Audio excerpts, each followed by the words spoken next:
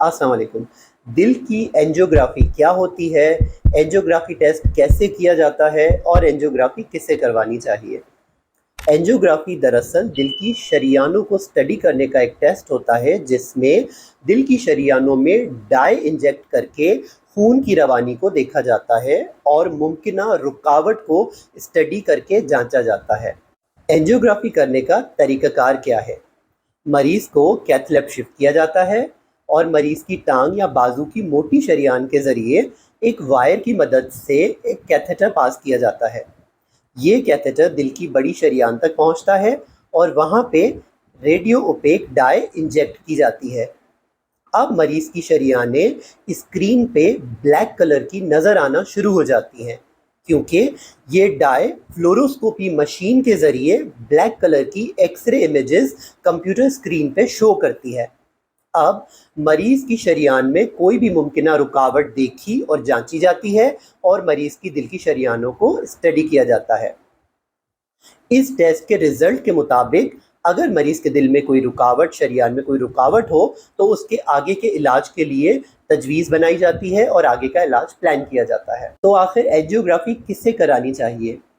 Angiography उन तमाम मरीज़ों को जिनको अनस्टेबल एंजाइना यानी सीने में दर्द या एंजाइना की तकलीफ़ ज़्यादा बढ़ने लगी है, वो पहले दवाइयाँ भी ले रहे हैं लेकिन उसके बावजूद अलामात कंट्रोल नहीं हो रही, या फिर वो तमाम मरीज़ जिनको अभी फ्रेश हार्ट अटैक हुआ है, छोटा हार्ट अटैक जिसे हम नॉन एसटी एलिवेशन एमआई कहते हैं या बड़ा हार्ट अटैक जिसे हम स्टेमी कहते हैं। इन दोनों ही सूरतों में एंजियोग्राफी करके दिल की शरीयानों को स्टडी किया जाता है ताकि आगे की प्लानिंग की जा सके। इसके अलावा वो तमाम मरीज़ जिनका पहले बाईपास हो चुका है या फिर एंजियोप्लास्टी हो चुकी है, स्टेंट लगा हुआ है, ऐसे तमाम अफराद में भी अगर सीने में दर्द आ जाए, तबीयत ज़्यादा ख़राब हो, दवाई के बावजूद अलामतें ज़ाहिर हो एंजाइना की, तो ऐसे अफराद में भी एंजियोग्राफी करके उनके ग्राफ्ट को स्टडी किया जाता है जो बाईपास में लगाए गए हैं, या फिर स्टेंट को स्टडी किया जाता है जो पीसीआई में लगाया जाता है। तो ऐसे तमाम अफराद जो कि किसी टेस्ट के लिए आगे भेजे जाते हैं, यानी सीने के दर्द के साथ मरीज़ हमारे पास आया, हमने उसकी ईटीटी की या स्ट्रेस इको किया जो कि ख़राब आया, या फिर स्ट्रेस थेलियम किया गया जो कि ख़राब आया जिसमें इंड्यूसिबल इस्कीमिया आया, ऐसे तमाम अफराद को भी आगे एंजियोग्राफी के लिए ही भेजा जाता है। तो इन तमाम अफराद में एंजियोग्राफी करके दिल की शरीयान को स्टडी करके, रुकावट को स्टडी करके आगे के इलाज के लिए प्लानिंग की जाती है। क्या एंजियोग्राफी बिल्कुल 100% सेफ प्रोसीजर है या इसके कोई साइड इफ़ेक्ट भी हैं? हर इन्वेजिव प्रोसीजर की तरह, क्योंकि यहाँ कैथेटर और वायर दिल की शरीयान के अंदर दिल तक जा रहे हैं, काफ़ी सारे कॉम्प्लिकेशन और साइड इफ़ेक्ट हो सकते हैं, लेकिन ओवरऑल एंजियोग्राफी एक सेफ प्रोसीजर है।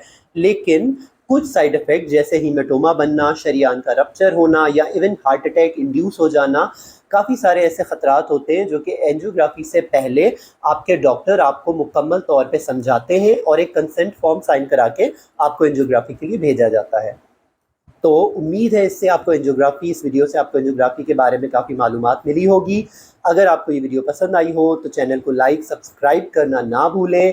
ऐसी मज़ीद इन्फॉर्मेटिव वीडियोज़ देखने के लिए अपना और अपने प्यारों का खूब ख्याल रखें, खुश रहें, सेहतमंद रहें। अल्लाह हाफ़िज़।